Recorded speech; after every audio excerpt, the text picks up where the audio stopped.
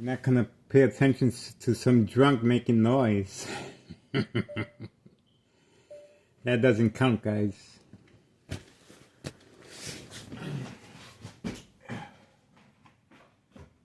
Okay. We are focused.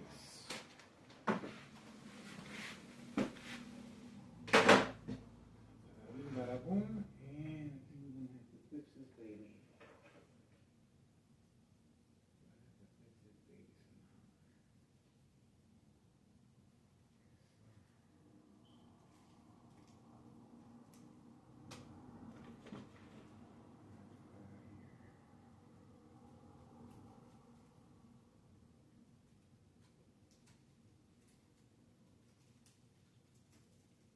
Bada boom, and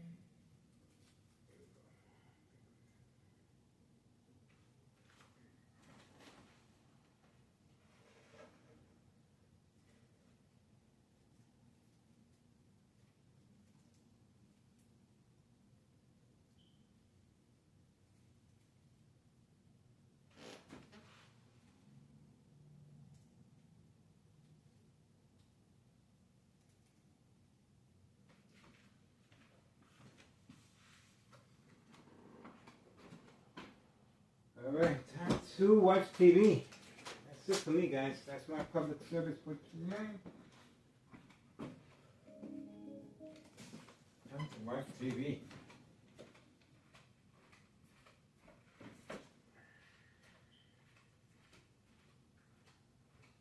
Time to take a break.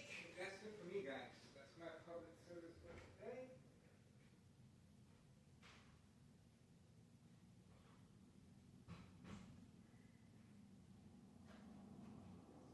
me.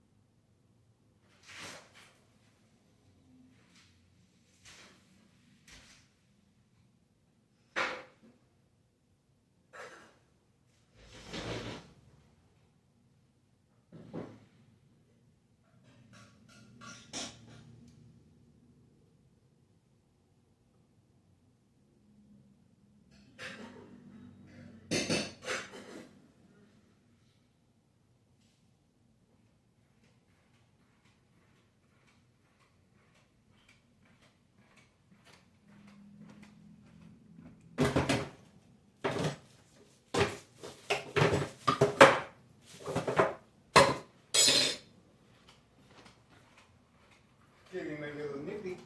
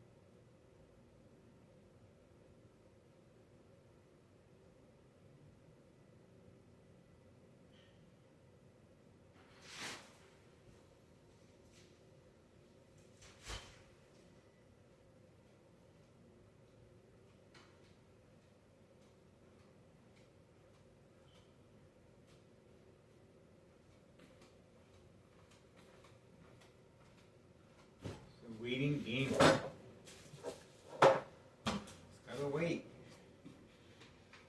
That's all we gotta do.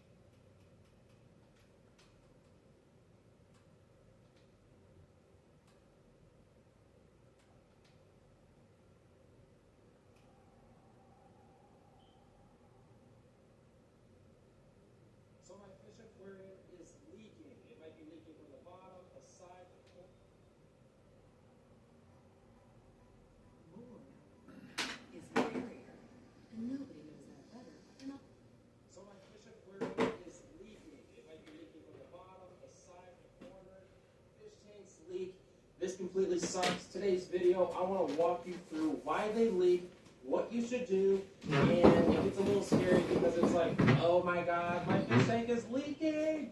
Alright, so first things first, I know it's easy to kind of freak out, but what you want to do is take a deep, deep breath because you're going to need to keep your calm and just act on this. What you want to do is try to find a replacement aquarium of the same size, and you know, sometimes if you go to Petco, if the tank is smaller, you can tell them your scenario and say, hey, can you give me the $1 per gallon sale right now? Pretty please. I just literally went and did that. They sometimes do that. But anyways, so chances are, you know, a lot of people think, well, maybe I can fix the aquarium. And chances are, if you have a leak, you need to reseal the entire aquarium. And to do that, you need to reseal all of the silicone at once. That's just how it works. And a lot of people think, well, if the leak is in the corner of the aquarium or the leak is at the bottom, maybe I can just like put some silicone on the outside. And that's never how it works. You need to reseal all of the silicone on the inside because that's where the seam is that holds back all the water. So let's talk about why fish tanks leak. Number one, silicone doesn't last forever. On average, it has like a 10-year lifespan, and if it's sitting in the sun, it even has less of a lifespan. Another reason is your fish tank is not level. A lot of people miss or screw this up, and the bigger the tank, the worse off it is because the longer the span is of the glass, it puts more pressure on the seams. You know, like 10 gallons never leak, 20 gallons never leak. It always seems to be like long tanks for me. And so the reasons we talked about here, it's uneven, silicone goes bad. Another, you know, like if you're cleaning the aquarium a lot with like a razor blade or something sharp, and you're kind of accidentally digging into the silicone, that's a huge deal. A lot of people kind of just like blow that off, but this silicone seal here is literally everything that holds the water inside the glass. So it really kind of sucks. What I'm doing here in this instance, I do have fish in the tank. This is my studio. If you don't follow my regular channel, please go ahead and do so, or give this video a like or sub to this channel at least. What I'm doing is removing all the water, putting them in buckets, and I went and got a replacement tank from Petco, and they gave me the $1 per gallon sale. Shout out to Petco. I love you guys. God dang it, I just hit something. What did I kick? Anyways, so I got a replacement tank. I'm literally painting the background, and I'm going to replace it. You know, if you had something larger like a 6-foot long aquarium, that might be a lot harder to replace.